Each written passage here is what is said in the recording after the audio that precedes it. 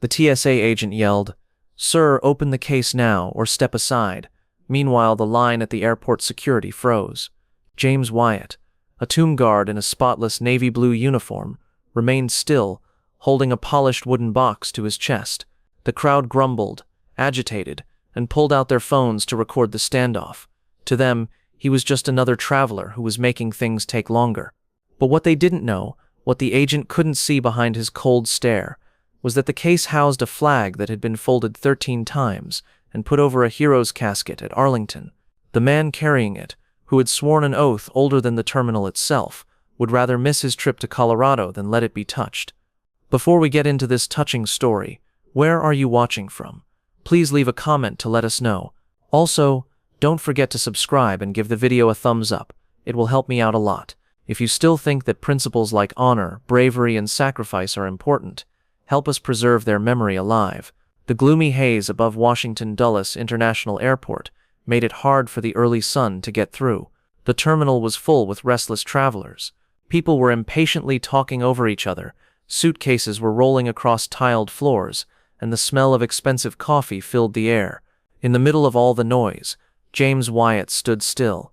His navy blue tomb guard outfit, which was pressed to a razor-sharp point, seemed like it was soaking up the fluorescent light. His kepi hat sat low, creating a shadow over his sunglasses, which masked his eyes that were trained not to show anything. He held a polished wooden flag box in his arms, and its surface shone with peaceful majesty. The case housed a folded American flag that had been placed over a hero's casket at Arlington National Cemetery just a few days ago. James, a sentinel of the tomb of the unknown soldier, had offered to take it to the soldier's family in Colorado. This was as important to him as his pledge. The line for security moved slowly, like a river of people in a hurry. James walked up to the checkpoint where TSA agent Sarah Mitchell was standing. Her expression showed how tired she was after working for 12 hours. She looked at James's outfit, stopping on the medals on his chest, and then she looked at the wooden case. "Sir, please put everything on the conveyor belt for screening," she remarked in a clipped, mechanical voice, as if she'd said it 1,000 times that day.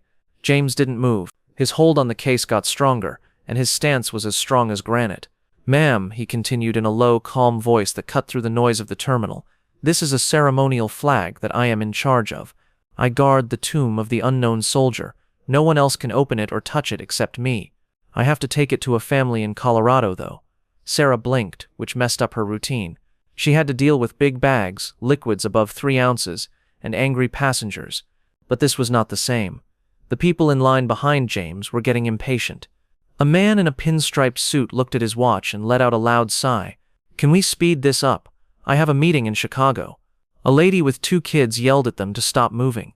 Sarah's jaw got hard, and her patience was wearing thin like an old rope. "Sir, I hear you, but the TSA rules don't let me make any exceptions. The scanner checks all of the goods. Put the case on the belt or move aside." James's sunglasses hid his face. He wasn't being rude when he was quiet. He was showing respect. A wall made of obligation. "Ma'am," he continued again, each word carefully chosen, "this flag covered the coffin of a soldier who died for this country. It is my job to keep it safe. I made a promise to the tomb, the dead and their families. It doesn't leave my hands." The word oath hit the clean air like a thunderclap. The man in the suit stopped talking. The mother's kids stopped moving about when they felt the change. Sarah crossed her arms and spoke more harshly. "Listen, I don't write the rules. I make sure they follow them. If you don't do what I say, I'll call my boss, and things will get messy." A quiet murmur went through the crowd. "What's taking so long?" a woman in a crimson coat said. Someone else growled, "Just open the box." James straightened up straighter, and his voice was calm but firm, cutting through the objections like a knife. He said, "This isn't luggage, it's an honor." The terminal seemed to breathe in, and the hubbub faded away as if the air itself were holding its breath. Tom, another TSA agent, walked over.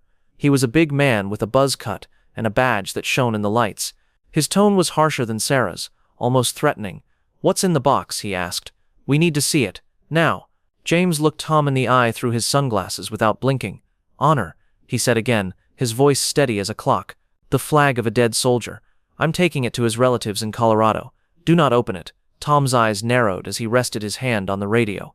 "Do you want us to believe you? Open the case or you won't get through." An older man in a worn navy cap moved out of line before James could answer. His hands shook. Not because he was old, but because he remembered, and his eyes shone with tears that had not yet fallen. "He is telling the truth," he said, his voice harsh but sure. "I'm John Harper. I was in Vietnam from 1968 to 1970. That uniform means he's a tomb guard. I haven't seen one since my son's burial in 1991. The audience quieted down, and John's words sank in like rain on dry ground. "My son Danny died in the Gulf War," John said, his voice breaking like dry wood. "The flag they folded at his funeral was all we had left of him. My wife still has it on the mantle. You should listen to this man if he says the case can't be opened. He has more than just a flag. He carries the heart of a family." Sarah's face changed, showing a break in her professional armor. She looked at the case, then at James, then back at John. His worn face told a story that no one could ignore. The mother told her son in a quiet voice, "That man is a hero, just like Grandpa." The child nodded, his eyes wide. A woman in her 40s who was a few feet away spoke out. Her voice was clear and confident, like a teacher talking to a class. "Excuse me," she said as she got closer and threw her backpack over one shoulder. "Hello, I'm Grace Nguyen. I teach history at a high school in Fairfax. The tomb guards are more than simply troops. They defend the tomb of the unknown soldier in Arlington all day and all night, every day of the week. They don't stop for rain, snow, or hurricanes. That flag he's holding isn't just a piece of cloth. It stands for a life that was given to this country." The audience moved around, with some people nodding and others muttering to each other. A college student in a hoodie put down her phone and blushed as she realized this wasn't the right time to record. Grace kept going, her voice calm yet full of feeling. "These guards have to swear an oath. They don't drink, swear, or do anything else that might disgrace their duty, even while they're not working. He really means it when he says you can't touch the flag. It's not about rules, it's about respect." Sarah's shoulders drooped a little as the weight of the situation hit her. She pressed the button on the radio, and her voice got softer. "Supervisor to checkpoint 3. We have a problem." James stayed still, the case clasped to his chest like a holy object, while they waited. He thought of Arlington and the time before he went. The memory was clear, the flag's gradual, careful folds. There were 13 exact wrinkles, each one an homage to a soldier whose name he didn't know but whose sacrifice he carried. The bugle's sad notes echoed over the cemetery, as the casket shone in the Virginia sun. James had stood at attention while taps played, his heart heavy with an unspoken vow. The soldier was only 20 years old when he died in a war on the other side of the planet. James had stepped forward to carry the flag to Colorado, to make sure the soldier's memory made it home, because his family couldn't make the trip to Arlington. Linda, the supervisor, came. She was a woman with gray streaks in her hair and a no-nonsense attitude. She listened to Sarah describe, and her eyes narrowed as she looked at James. "You mean you can't let us scan it?" she asked, sounding doubtful but not angry. James nodded and spoke in a calm voice. "It's my job, ma'am. I'm taking it to the soldier's family in Colorado. They couldn't be at the burial in Arlington. I offered to take it to them." Linda's forehead wrinkled. She had seen a lot in her 11 years as a TSA supervisor, but this was new. "Can you prove who you are?" she inquired. James carefully moved the case to one arm and reached into his pocket with the other. He gave them his military ID and a letter from Arlington National Cemetery that had a clear official letterhead and explained his objective. Linda read it, and her face softened as she traced the words with her finger. She gave the papers back. "Okay," she said. "We'll need to do a background check, but if it passes, the case will stay with you." The inspection took 12 minutes, which is a long time in the fast-paced world of airport security. But the people in the throng didn't say anything. The man in the pinstriped suit stood still now, arms folded. He was no longer angry. He was curious. In a quiet voice, the mother told her kids what a tomb guard was, and her voice was full of amazement. With reverence, Grace Nguyen watched James. John Harper stood close by, his hands clenched, staring at the floor as if he could see his son's face in the tiles. Linda's face was softer when she came back. She said, "You're good to go. You can go ahead. Hold on to the case." James nodded once, showing no sign of victory, just responsibility. "Thank you, ma'am," he said. He walked past the scanner with the case still in his arms, undisturbed. The machine beeped, but no one stopped him. Sarah saw him leave, and her countenance showed relief and something deeper, maybe respect or understanding. Tom, the other agent, moved back, his earlier swagger gone. The terminal, which is typically a loud mess, became quiet. People who hadn't noticed the discussion stopped, feeling something deep. A businessman put his briefcase down. A teen took off her earbuds. They saw James stride toward gate C12, his steps steady and his posture flawless. Some straightened up taller, like they were on duty. Some people just stared, their eyes following the man in the navy blue uniform. James sat down at the gate with the case on his lap. He looked straight ahead and his face was as still as the marble at Arlington. Emily, a gate agent, came up to him and spoke softly. "Sir, we'd like to let you board early. It's the least we can do." James shook his head. His voice was soft yet strong. He said, "The flag doesn't fly higher than the people. I'll get on with everyone else." Emily nodded, her eyes wide with awe.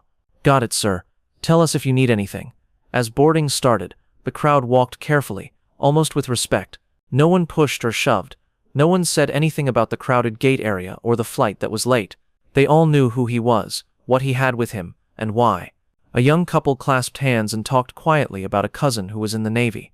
A man in a plaid shirt held his boarding card tightly and looked off into space, as if he were thinking about a buddy who had died long ago. James sat in a middle seat at the back of the plane, with the case still in his lap. Clara, the woman next to him, looked at him. She was a grandma with gray hair and a warm smile. "Are you really a guard at the tomb?" she questioned, her voice faint and almost unsure. "Yes, ma'am," James said in a calm voice. Clara's smile got bigger. "My brother was in Korea," she said. "He got home, but a lot of his friends didn't. That's the kind of flag they have." She pointed to the case. "Thanks for what you do." James nodded, his lips stiff. "Thank you, ma'am. It's my honor." A young man in a hoodie leaned forward across the aisle, his eyes wide with interest. He answered, "My cousin is in the Marines. He told me about you guys, and said that you never break character, no matter what. Is that real?" James's voice was steady, like a drumbeat. "It's not a character, it's a promise." The young man nodded and leaned back, looking deep in meditation. The engines made a noise as the plane took off. No one complained about the overhead bins or the seat recliners this time. The regular noise was gone, and there was a silence that felt almost holy. Some passengers looked at each other and talked in low voices. Clara talked quietly about the letters her brother sent from Korea, in which he talked about the cold and the terror. The hoodie-wearing young man talked about his cousin's deployment and how they Skyped every Sunday. The businesswoman in the first seat, who had been typing quickly on her laptop, put it down and looked out the window with a thoughtful look on her face. The captain's voice came across the intercom halfway through the journey. "Hey everyone, this is Captain Reynolds. I just found out that we have a unique passenger on board, a tomb guard who is bringing a ceremonial flag to the family of a deceased soldier. Let's show him the respect he deserves, and make this a smooth ride." A low murmur of agreement went through the cabin. Mike, a flight attendant, came by James's seat. "Is there anything you need, sir?" he asked in a low voice. James shook his head. "Just doing my job." Mike nodded and kept looking at the case. He added softly, "My dad was in the army. He would have been proud to know you were on this flight." The rest of the flight was mostly quiet. Passengers told more stories, their voices quiet as if they were frightened to break the mood. A man with a cowboy hat talked about his father, who was a World War II soldier. He never talked about the war, but he kept a folded flag in his study. A woman with a kid on her lap talked about her sister, who is a medic in Iraq. The strangers in the cabin were connected by a tapestry of sacrifice and memory that braided their stories together. The captain made another announcement as the plane landed in Denver. "Please stay seated, everyone. We have a tomb guard on board, and we'd prefer him to get off the plane first." There was no problem. The cabin was quiet as James stood there with the case in his arms. He walked down the aisle with excellent posture and steps. People on the plane nodded to him, and their eyes spoke what words couldn't. Clara reached out, caressing his arm lightly. She whispered, "God bless you." The young man in the hoodie gave a modest salute. It was embarrassing, but he meant it. The Miller family waited at the gate. Robert and Evelyn Miller stood next to each other, dressed in black, with sad looks on their faces. Robert's hands shook as he held a folded handkerchief, and his knuckles were white. Evelyn's eyes were crimson, but she stood upright with her fists clutched tightly, and a tissue crumpled in her fist. James walked up to them with careful, almost ceremonial steps. He halted a few feet away, knelt down, and handed out the flag case. He said, "Mr. and Mrs. Miller, I present this flag on behalf of a grateful nation in honor of your son's sacrifice."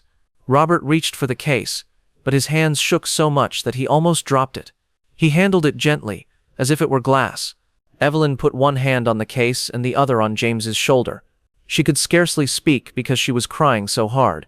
He was never by himself, was he? James took off his sunglasses and looked her in the eye. His own were steady, yet they showed a flash of emotion. "Never, ma'am," he said. "Not for a second." Robert's lips trembled, but he didn't say anything. His shoulders shook as he held on to the case. Evelyn's hand stayed on James's shoulder for a while, and her fingers tightened before she stepped back, holding the case to her chest. She said, "Thank you. Thanks for bringing him home." James stood up, nodded once, and then moved back. There was no speech or ceremony, just stillness and respect. The Millers stood together with the flag between them. They were sad, but they were also proud that their son's memory had been honored. The people at the gate made a passage for James to exit. Nobody clapped. There was no recording. They just stood there and watched, their silence louder than any applause. A little girl with a pink backpack looked up at him with curious eyes. A man in a veteran's cap nodded and put his palm over his heart. The terminal started to hum again, but the air felt different, heavier, as if it were carrying the weight of the moment. James kept walking, his duty done and his heart heavy, but his will strong. He didn't glance back. He didn't have to. The flag had gotten to its house, along with a part of the soldier's heritage. A tomb guard's job doesn't finish at the tomb. It brings the memories, the duty, and the glory, all the way home. If this story moved you, please tell us where you're listening from. Leave a comment, click the like button, and subscribe to get more stories that respect the sacrifices that bring us all together.